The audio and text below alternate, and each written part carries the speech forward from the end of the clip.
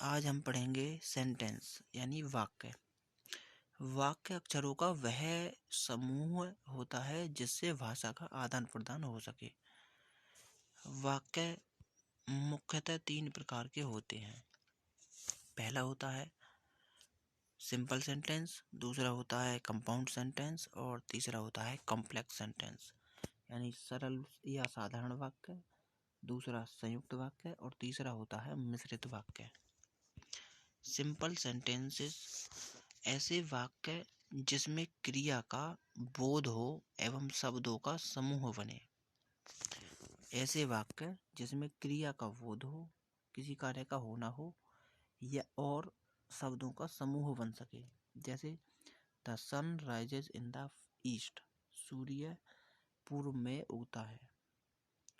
तो इसमें क्रिया भी हुई, उग रही है, सूर्य का उगना हो रहा है, सन राइजेज कर रहा है और शब्दों का समूह भी बन गया। कई शब्द हो गए ना, द अलग है, सन अलग है, राइजेज अलग है, इन अलग है, द अलग है, ईस्ट अलग है। ऐसे ही सेकंड एग्जांपल है Rama goes to school on foot daily.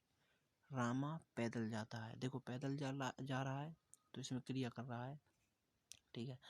तो Rama goes to school on foot daily, Rama रोज पैदल स्कूल जाता है, ठीक है। तो ये सरल वाक्य हैं। या सरल वाक्यों के प्रकार, type of simple sentences. Assertive sentence जिसे कहते हैं विधि सूचक वाक्य, इंट्रोगेटिव सेंटेंस जिसे कहते हैं प्रश्नवाचक वाक्य और इम्परेटिव सेंटेंस जिसे कहते हैं आज्ञा सूचक वाक्य। और चौथा होता है एक्सक्लेमेटरी सेंटेंस, विस्मय सूचक वाक्य। तो सिंपल सेंटेंस, देखो सेंटेंस के 3 प्रकार हुए। एक होता है सिंपल सेंटेंस, एक होता है कंपाउंड सेंटेंस और एक होता है कॉम्प्लेक्स सेंटेंस। अब उसके 3 के जो पहला भाग है यानी सिंपल सेंटेंस, उसके होते हैं 4 भाग, असर्टिव सेंटेंस, इंट्रोगेटिव सेंटेंस और इम्परेटिव सेंटेंस और एक्सक्लेमेटरी सेंटेंस। आइए असर्टिव सेंटेंस को जानते हैं। ऐसे वाक्यों का बोध होना, असर्टिव सेंटेंस होता है ऐसे वाक्यों का बोध होना जिसमें किसी सूचना या घटना की पहचान हो सके। इसमें कोई सूचना, कोई घटना, कोई जानकारी, ऐसी बातों का उल्लेख होता है और इससे यही बोध होता है कि कोई सूचना, घटना, इन सारी बातों की पहचान हो सके। जैसे अर्थ इज राउंड, पृथ्वी चक्कर लगाती है। पृथ्वी चक्कर लगा रही है, इसका मतलब है कि पृथ्वी का चक्कर लगाना, ये एक सूचना हुई। The sun sets in the west, तो सन कहाँ सेट हो रहा है, कहाँ छिप रहा है, पश्चिम में। तो ये एक जानकारी हो रही है। अच्छा, ये असर्टिव सेंटेंस 2 प्रकार के होते हैं, पॉजिटिव असर्टिव सेंटेंस और एक होता है negative assertive sentence. Positive assertive sentence में हमेशा सकारात्मक वाक्य होते हैं, जैसे अर्थ इज राउंड, पृथ्वी चक्कर लगाती है। दूसरा है नेगेटिव असर्टिव सेंटेंस, इसमें होता है अर्थ इज नॉट राउंड, पृथ्वी चक्कर नहीं लगाती है। सीधा है, जहाँ नहीं लगाती है वो नेगेटिव सेंटेंस, नकारात्मक वाक्य। जहाँ भी नहीं का प्रयोग हो वो नकारात्मक वाक्य होता है, जहाँ नहीं का प्रयोग नहीं हो वो सकारात्मक वाक्य होता है। ये पहचान होती है। आइए सिंपल सेंटेंसेस का दूसरा जो पार्ट है जिसको इंट्रोगेटिव सेंटेंस या प्रश्नवाचक वाक्य कहते हैं, उसकी परिभाषा इस प्रकार है कि ऐसे वाक्य जिनमें प्रश्न पूछे जाएं। हमेशा प्रश्न या तो पूछे जाएंगे या बताए जाएंगे या किए जाएंगे। हमेशा प्रश्न का जो माध्यम होता है लेने देने का, आदान प्रदान का, ऐसे वाक्य सदैव इंट्रोगेटिव सेंटेंसेस में आएंगे। और इसके अंत में एक इंट्रोगेटिव साइन जो होता है, प्रश्नवाचक चिन्ह, जैसा कि आप ये देख पा रहे हैं, ये जरूर लगा होता है। एग्जाम्पल में देखिए, where do you live now. एक तो वाक्य के प्रारंभ में यदि कोई क्या, कहाँ, क्यों, कब इत्यादि वाक्यों का उल्लेख हो, जैसे वेयर माने कहाँ होता है तो शुरू में उल्लेख है, तो ऐसे वाक्य हमेशा प्रश्नवाचक वाक्य में ही प्रयुक्त होते हैं, इंट्रोगेटिव सेंटेंसेस में ही लिए जाते हैं। और लास्ट में इसका प्रश्नवाचक साइन भी दिख रहा होगा, एक इंट्रोगेटिव साइन दिख रहा है, लास्ट में ये भी ज़रूर लगा हुआ होता है, ये पहचान होती है इसकी। विल यू हेल्प मी, तो इसमें विल लगा लिया, तो ये भी वही है कि प्रश्नवाचक वाक्य है। और लास्ट में आप देख रहे हो कि एक प्रश्नवाचक साइन भी दिख रहा है।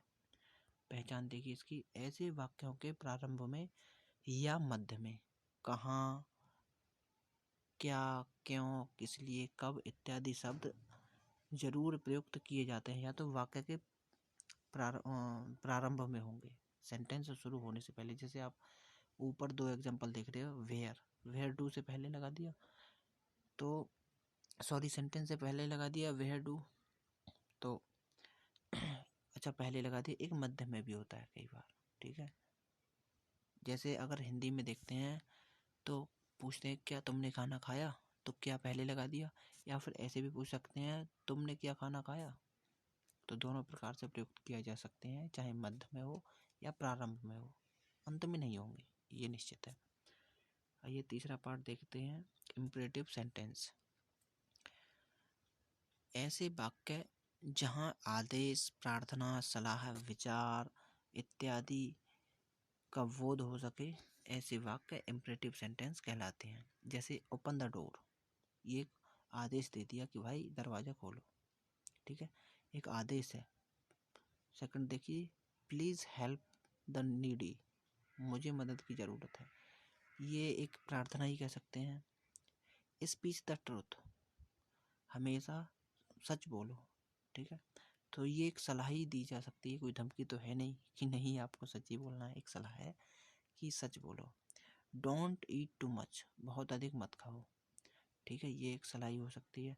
तो जहाँ आदेश, प्रार्थना, सलाह है या रिक्वेस्ट कह सकते हैं, ऑर्डर कह सकते हैं, इन सारी बातों का बोध होता है, इन सारी बातों की जानकारी मिलती है, ऐसे वाक्य इम्परेटिव सेंटेंस कहलाते हैं।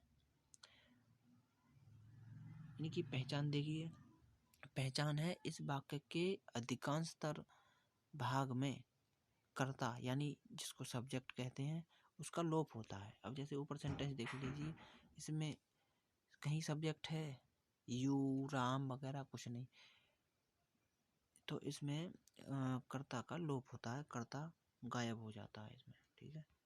आइए तो इसका चौथा भाग देखते हैं, exclamatory sentences.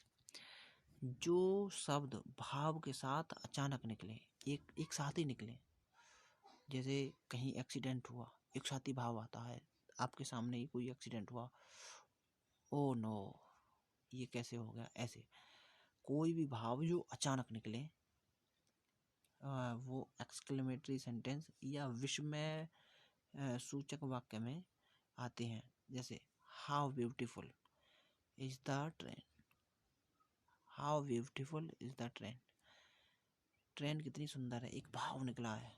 O my God, oh my God, एक भाव है, अचानक से निकला है।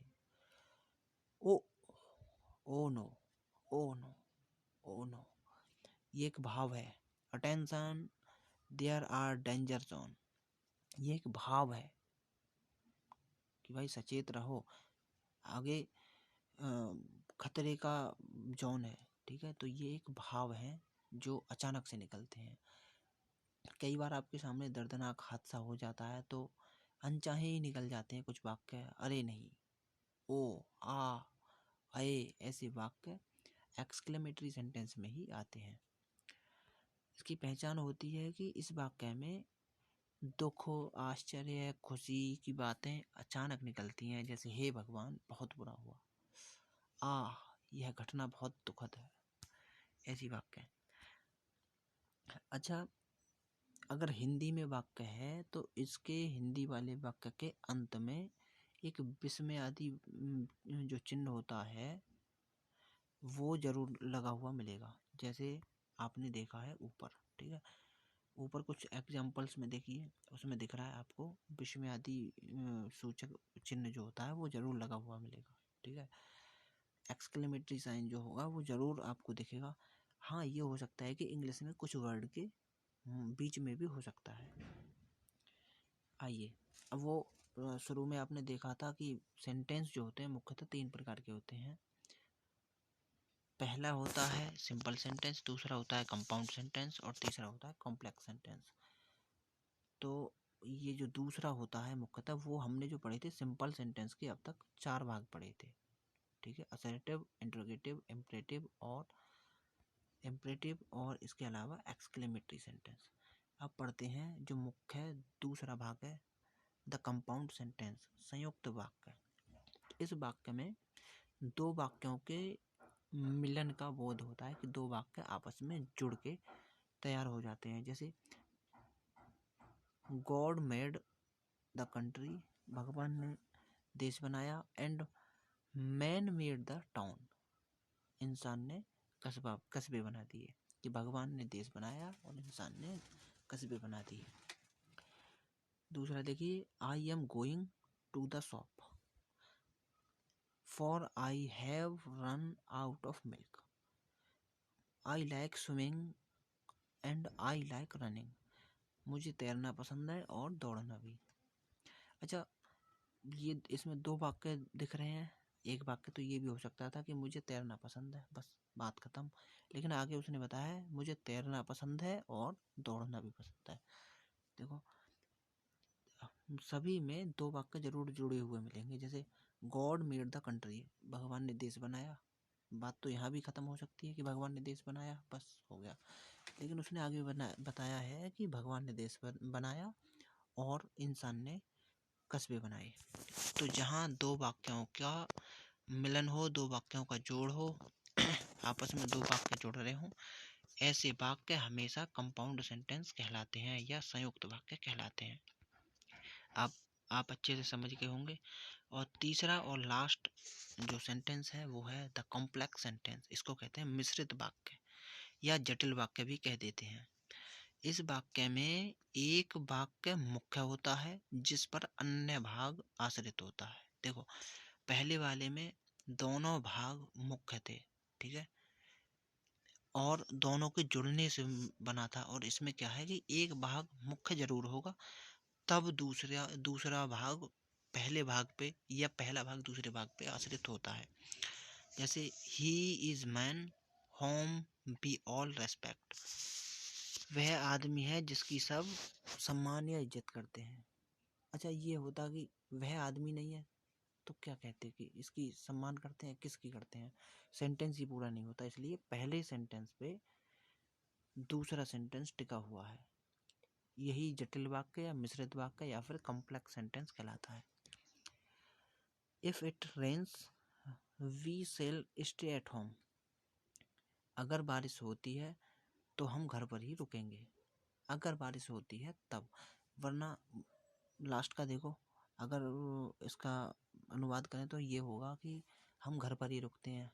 अब कोई सेंटेंस कंप्लीट नहीं हुआ ना कि क्यों रुकते हैं। भाई, पहले सेंटेंस पे ये आश्रित है कि अगर बारिश होती है तब हम घर पे रुकते हैं। तो उसमें एक बारिश जो है वो प्रिंसिपल है, कहीं ना कहीं मुख्य तौर पर है कि अगर बारिश होती है तब हम घर पर रुकते हैं, नहीं होती है तो नहीं रुकते हैं। ठीक है, तो इस प्रकार से आपने तीनों वाक्य पढ़ लिए, तीनों सेंटेंस पढ़ लिए। पहले में दोबारा से बता रहा हूँ, सेंटेंस तीन प्रकार के होते हैं। पहला होता है सिंपल सेंटेंस, दूसरा होता है कंपाउंड सेंटेंस और तीसरा होता है कॉम्प्लेक्स सेंटेंस। बस जो सिंपल सेंटेंस होते हैं उसके 4 भाग होते हैं। पहले वाले सेंटेंस के 4 भाग होते हैं, असर्टिव सेंटेंस, इम्परेटिव सेंटेंस और इंट्रोगेटिव सेंटेंस और एक्सक्लेमेटरी सेंटेंस। बस हो गया। Thank you, thanks for watching रोजगार मेला यूट्यूब चैनल।